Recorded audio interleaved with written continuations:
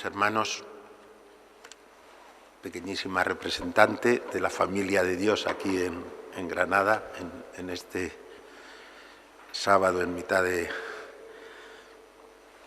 casi confinamiento en el que estamos, ¿no? Y muy queridos hermanos sacerdotes, querido don Juan, querido Eduardo y queridos amigos. La verdad es que el Evangelio de hoy vale para todos, porque todos en el mundo y en la vida muy fácilmente nos buscamos el poder, o buscamos el ser el centro, o buscamos el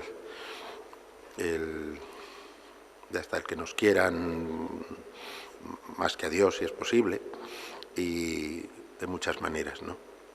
Pero ya está, es un evangelio providencial también en este momento, es providencial para nosotros, para los pastores, que no es una enseñanza singular del Señor, Él la contrapone a los criterios del mundo, ¿no?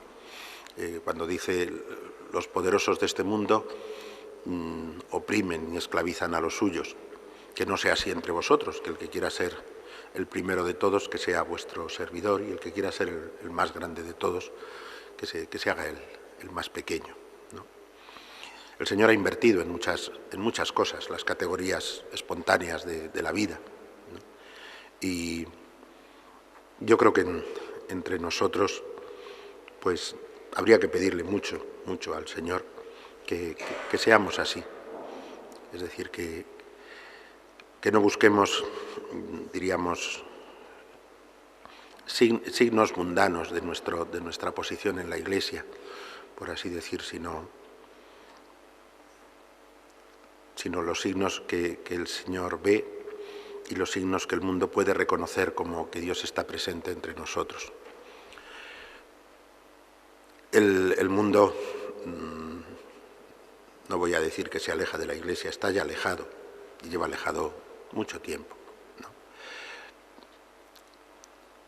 Y cuando el concilio señalaba las causas del ateísmo contemporáneo, que es la cultura en la que vivimos, yo creo que tenemos que situarnos, que estamos en un mundo culturalmente hablando, no digo que las personas no tengan fe o algo de fe, o una fe vaga en que algo tiene que haber, o por si acaso, o en fin, cosas de ese tipo, ¿no? Pero la cultura en la que vivimos es una cultura atea. El aire que respiramos es el aire profundamente contaminado por el ateísmo. Y digo contaminado no porque el ateísmo sea un pecado, que probablemente no lo es, sino porque, como decía Juan Pablo II, y decía también Delibac, y yo creo que Juan Pablo II lo había tomado de ahí, pues el hombre puede hacer un mundo de espaldas a Dios o contra Dios, pero un mundo de espaldas a Dios inequívocamente, inevitablemente se vuelve un mundo contra el hombre. Y las víctimas de ese mundo contra Dios somos los seres humanos, somos nosotros mismos, ¿no? Entonces, si nosotros... Pero bueno, decía que cuando el concilio señala las causas del ateísmo dice que son muy complejas, y tiene razón, y cuando uno se pone a reflexionarlas y a querer comprenderlas, pues tiene que estudiar toda una evolución de la cultura desde el siglo XIV en adelante, y ciertamente los siglos que han sido para España lo que llamamos el siglo de oro, y un siglo que ha resplandecido de muchísimos santos, no ha frenado, sin embargo, diríamos, la lenta, sutil y casi irremediable disolución de la cultura cristiana en el mundo, ¿no? Y por lo tanto, en último término, la irrelevancia de esa cultura cristiana. Si en el siglo XIX el leitmotiv podría ser aquella frase de Feuerbach, ¿no? Que no es Dios el que ha hecho al hombre, sino el hombre el que ha hecho a Dios. Eso no es verdad, pero él lo decía del modo como poníamos de manifiesto los cristianos, unos cristianos muy mundanizados, pues reflejábamos a un Dios que estaba hecho a nuestra medida, ¿no? En el siglo XX podría servir de símbolo la frase de Gramsci, el que fue ideólogo del eurocomunismo en Italia, ¿no? Dios, si existe, no importa, porque no tiene ni nada que decirnos ni nada que enseñarnos. Dios mío, en ese contexto, los papas después del concilio no han cesado de llamarnos a una nueva evangelización, es decir, a descubrir el centro de la experiencia cristiana, a ponernos en el corazón de esa experiencia para poder ofrecerle al mundo eso. Eso significa un poquito despojarnos de ciertas imágenes o de ciertas vinculaciones de nuestro ser iglesia y sobre todo de nuestro ser sacerdotes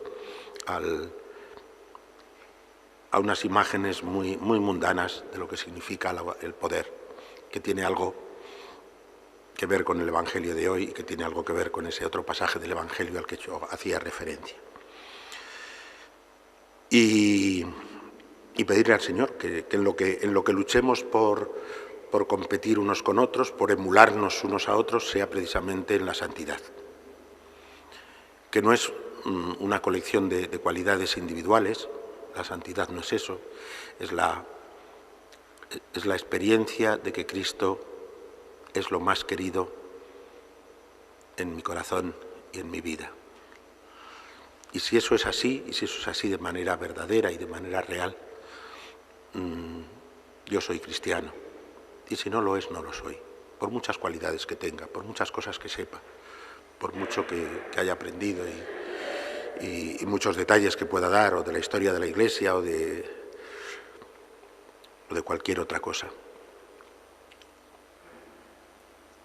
Y la presencia de Dios en mi corazón, es decir, que Cristo sea verdaderamente lo más querido en mi corazón y en mi vida, se traduce en un amor al mundo y a la fe y al descubrimiento de Dios de los hombres con los que me tropiezo en la vida, por encima de todo.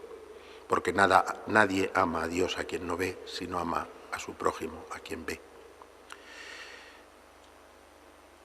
Y eso lleva siempre consigo la comunión, de tal manera, tanto es así que el Señor puso la comunión entre nosotros como el signo de la fe del mundo.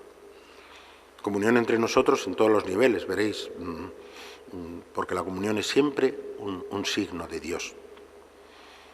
Y empiezo por el matrimonio. O sea, que haya comunión en el matrimonio es un signo de Dios.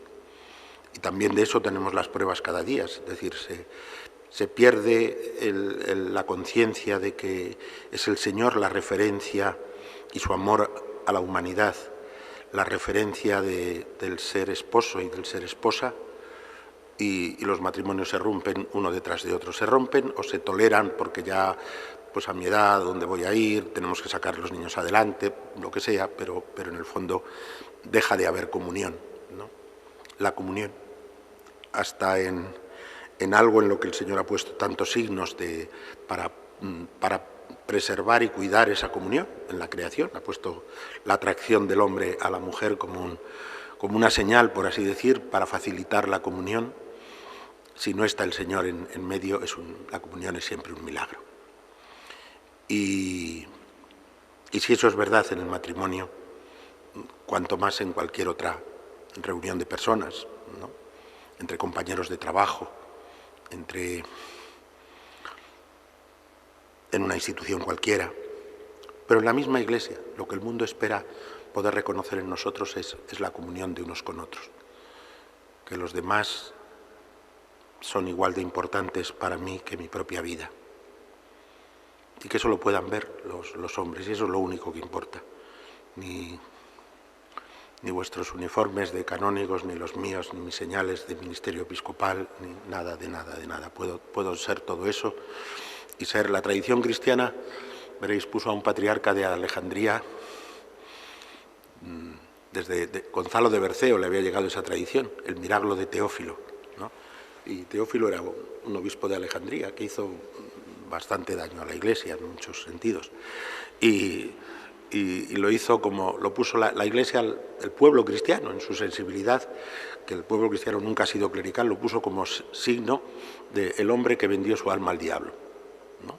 Entonces, los signos del ministerio y en las catedrales medievales, cuando se pinta el Pantocrátor en el medio y el cielo y el infierno y así, normalmente se pone al obispo en el infierno, veréis. Y eran gente que sabía mucho de cristianismo y mucho de teología, ¿no? Entonces, todo eso refleja el sentido evangélico de que el que quiera ser el primero entre vosotros, que se haga el más pequeño de todos y el más pobre. No necesitamos mucho hacérnoslo, sí que necesitamos mucho hacérnoslo, porque aunque hayamos prescindido de muchos de los signos, diríamos que yo recuerdo, os lo confieso que recuerdo con escándalo, cuando yo fui a Córdoba y uno ve la catedral de Córdoba desde el río, desde lo que es el seminario, pues hay unos semicírculos ahí que parecen como nichos grandes de un cementerio, con unos escudos pintados y así. Y yo al poco tiempo, curioso de qué era aquello, pues preguntaba qué significaban aquellos nichos. Y me dijeron, es donde los canónigos se sentaban después de rezar laudes y así, para desayunar chocolate, viendo pasar a la gente. Yo decía, os digo lo que me venía al pensamiento. Digo, Dios mío, es un milagro que el pueblo haya conservado la fe, porque hemos hecho todo lo posible para que no la conserve. Y es un signo de que Dios está presente en medio de su pueblo. No soy iconoclasta, os lo prometo.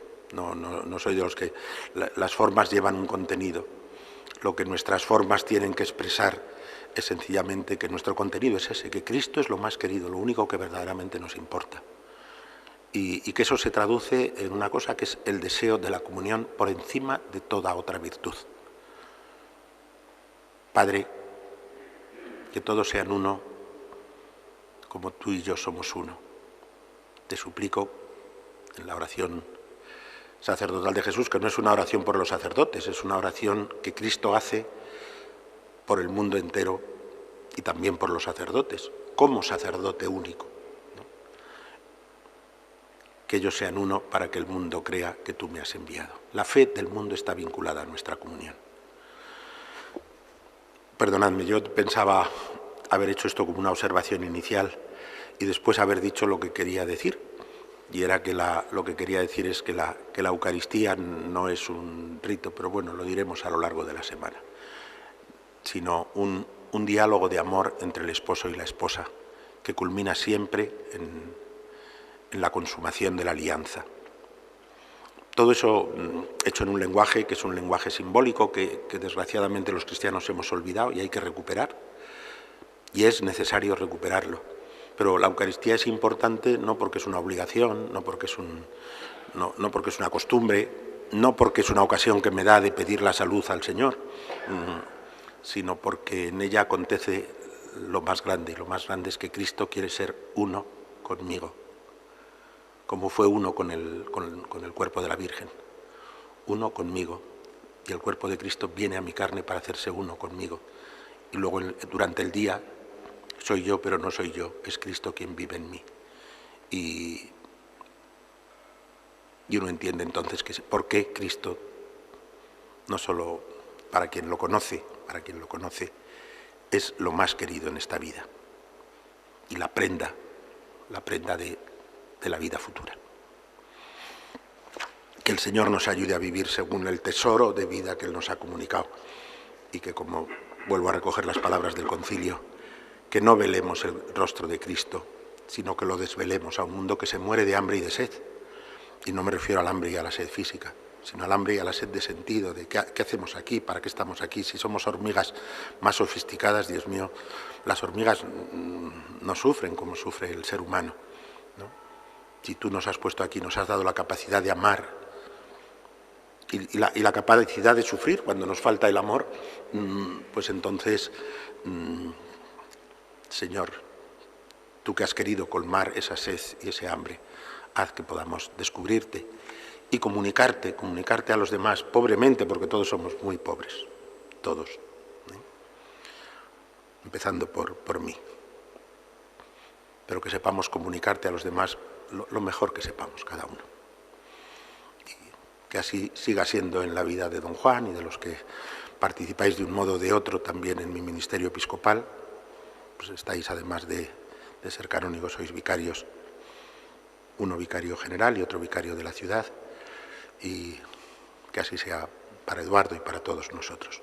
Y pedid que lo sea para mí también, que Cristo sea lo más querido y que no busque otra cosa más que Él viva en plenitud en vuestras vidas, en la vida del pueblo cristiano.